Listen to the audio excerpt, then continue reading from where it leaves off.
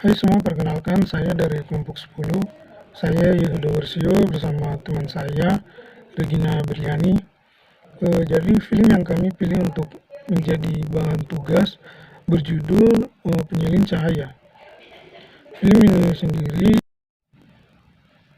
Penyalin Cahaya adalah film panjang pertama dari Regas yang kayaknya sudah kita kenal berkelana ke berbagai festival film bergengsi internasional.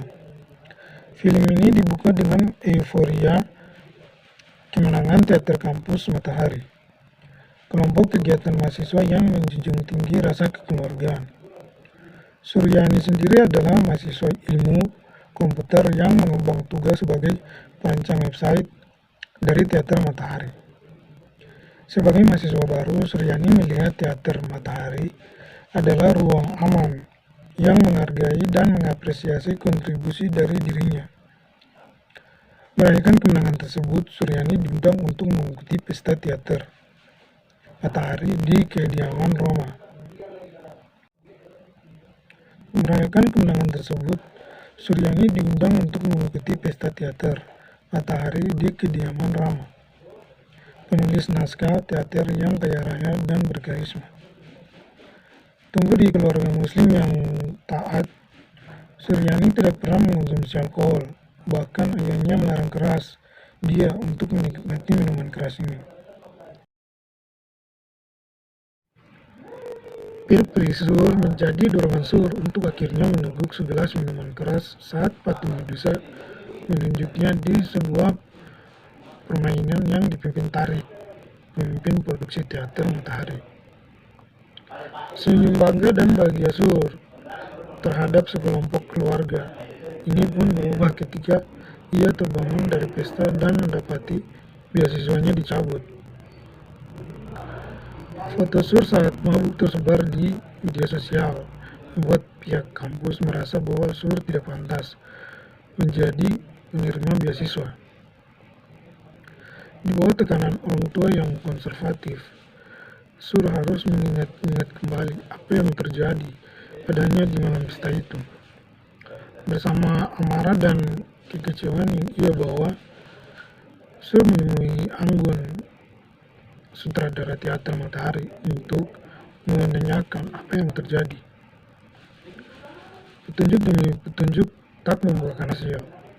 Memantik rasa frustasi Sur untuk menemui Amin, teman masa kecilnya yang bekerja sebagai tukang fotokopi di kampusnya. Petualangan menegangkan yang dibalut dengan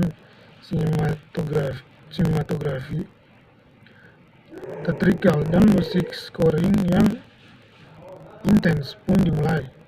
Bukti dari masalah yang dihadapi Sur ini perlahan mengerucut ke tindak kekerasan seksual yang ternyata dialami Sur saat ia tak sadarkan diri. Penyalin cahaya menaruh penonton pada sepatu korban kekerasan seksual melihat. Penyalin cahaya menaruh penonton pada sepatu korban kekerasan seksual, melihat dan merasakan secara keseluruhan trauma korban. Warga penuh teja dengan lantang menampilkan bagaimana lingkungan pendidikan dan agama mendorong korban kekerasan seksual. Salah sangka korban yang terus menduga-duga juga akhirnya menyudutkan korban sendiri dalam lingkungan sosial. Ketika jejak-jejak pelaku sudah mulai terungkap, Sur harus berada di bawah injakan relasi kuasa dan sosok pelaku dengan payung pelindung yang punya kendali penuh atas sistem. Tolong Pak, maafkan anak saya, bunyi dialog ayah Sur yang berlutut di kaki orang tua pelaku. Dengan tegas penyalin cahaya memotret realita di mana para korban kekerasan seksual dan keluarganya akhirnya harus dibungkam dengan ancaman uang dan jalur hukum. Jalur hukum dalam film ini terlihat sangat tidak berpihak pada keadilan.